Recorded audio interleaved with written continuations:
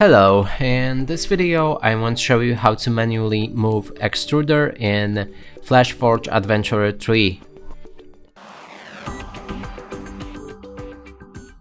And to do this we'll need to click on the tools inside OLED menu.